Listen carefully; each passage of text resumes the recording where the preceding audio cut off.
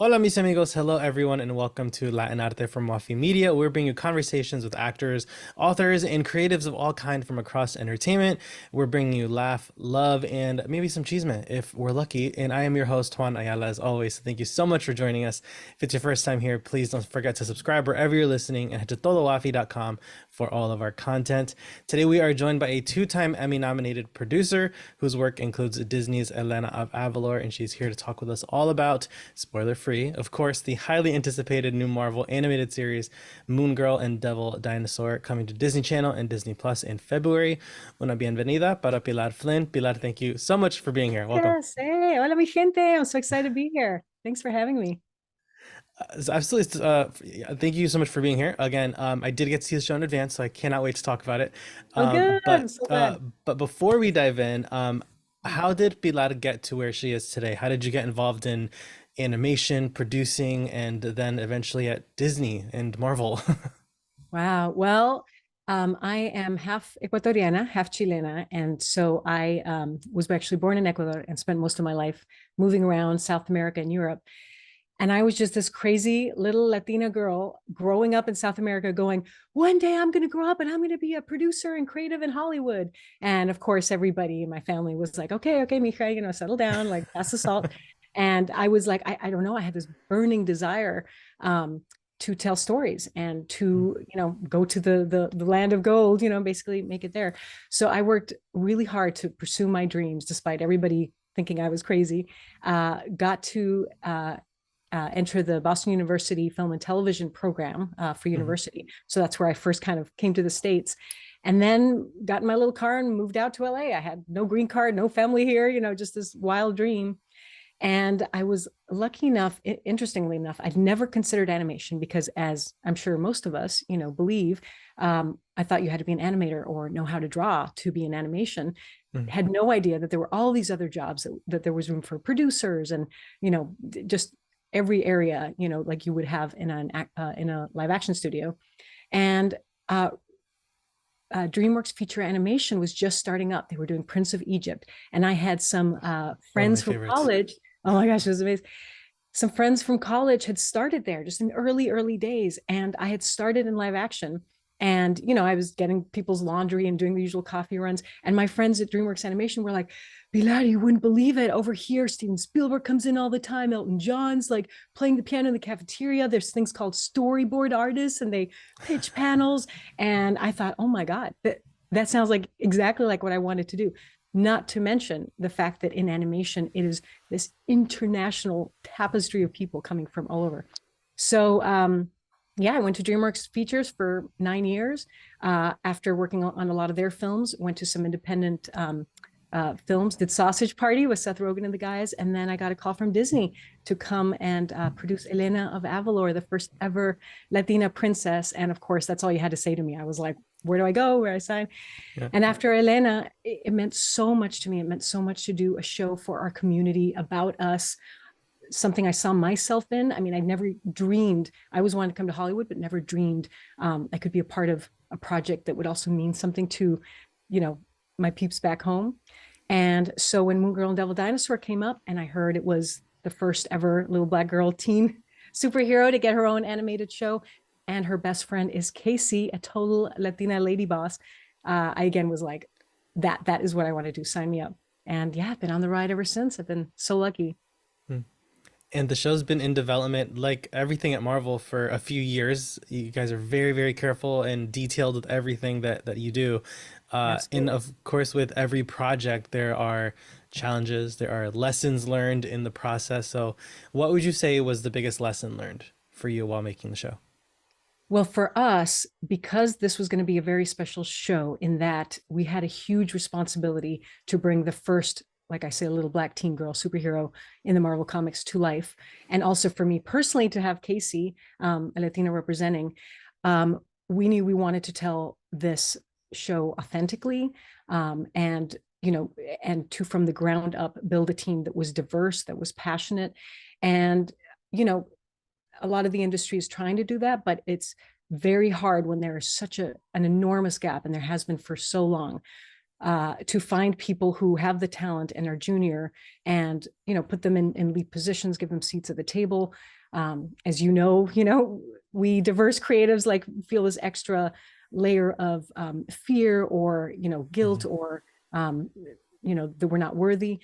So a lot of it was finding a crew that was as passionate as us, but figuring out how to give opportunities for our diverse talent to take huge leaps very quickly.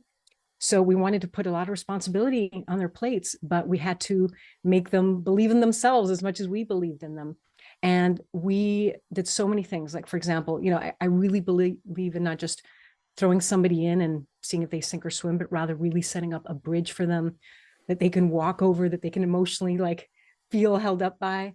So one of the things we did is really created positions that the studio hadn't really had before. We had assistant directors instead of just directors. We had associate story editors. So we gave people titles, that showed them we believed in them, but also just kind of added in between stages and mentors in leadership that would walk them through that bridge. So we had quite a bit of crew on, but man, it worked. People stepped up. People were so excited to be given this huge responsibility. And all it took is for us to believe in them, for them to finally walk through that door and just like have that confidence themselves. But that was challenging. It's not easy to, like I say, bridge that hole that's existed for so long. Yeah.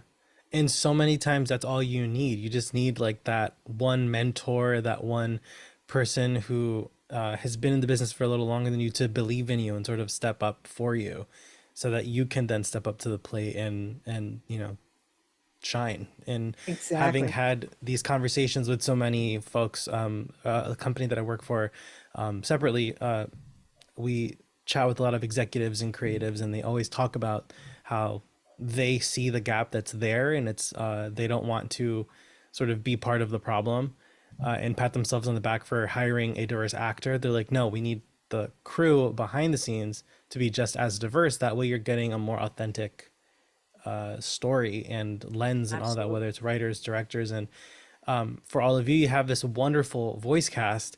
You have Diamond Yes. White as Moon Girl herself. Folks probably know Yes. her He's from, amazing. yeah, folks probably know her from Tyler Perry's film. She's done several of them. And you have Alfred Woodard, who folks know from Luke Cage, and Lawrence Fishburne, who's been in several I Marvel know, projects at this right? point. Like, talk Hmm. about star-studded. So, what was the casting process like? How did all of that go down? Well, from the beginning, we knew we were really lucky to have Lawrence Fishburne on our side, and Mm, his creative partner, Helen Sugland, who is, oh my gosh, just my idol. She's this incredible woman who has grown up in the industry as one of the only Black execs and agents. And of course, she and Lawrence are responsible for Blackish, the entire Blackish yeah. series. But they they knew that it was going to be important that we not only do the show with a high level of quality art wise, but cast wise too, that we wanted it to Mm, really mean something. We were going to do this, we were going to do it like 150% at every level. So of course it did help that Lawrence was on board so he could make some personal phone calls, but our casting team at Disney also just stepped up in a way they've never done before, and really went all out as far as reaching out to people and putting together presentations like to convince their reps and agents to do this for a TV budget. And then some of us made personal phone calls too to actors we knew. And what was amazing is the more people we got excited about it and on board, and the more they came in and read, for their episodes, the more they told other people, and eventually it became really organic and easy. And at this point, I think so many people out there are excited about our show and what we're trying to do that yeah, now we're just kind of making phone calls and being like, do you want to come play with us? Because this is really fun and this is really meaningful. And we want you yeah. to be a part of something that's going to be a really important message, hopefully, once it comes out. So, yeah, it's been a dream. And yeah, it's been great to work with such a high level of talent, Mm. truly. And when the show does come out, as we said, it does come out in February of 2023. We are talking a bit in advance at this point.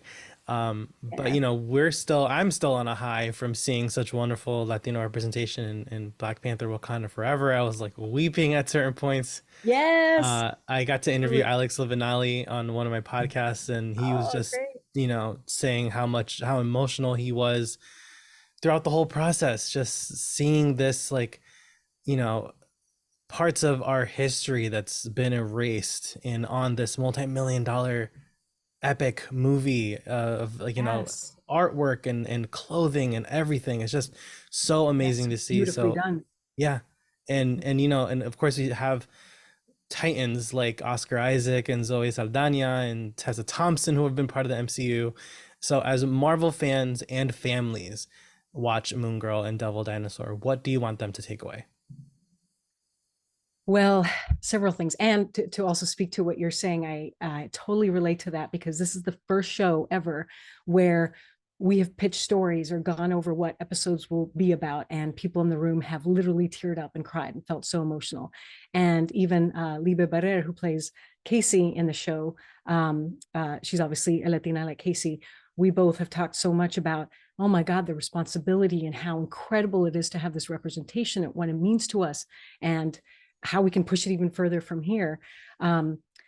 So yeah, it's just so meaningful in every way. So, and I'm sorry, what was your question? Because I was like in a totally different direction there. But pull me back, please. Yeah, as fans and families watch the show, what do you Oh, want what them to to take take away? away? Yeah. Yes, of course. So for what we would want them to take away, first of all, that we've created a world that hopefully authentically represents the Lower East Side and the world we actually live in, and for them to know that we consciously and so purposely try to cast, like you say, the crew behind it, the artwork, try to make it a true representation of our people, of the diverse population of the Lower East Side, and that we have purposely tried to make each character and each storyline be very non-stereotypical and very authentic. Mm.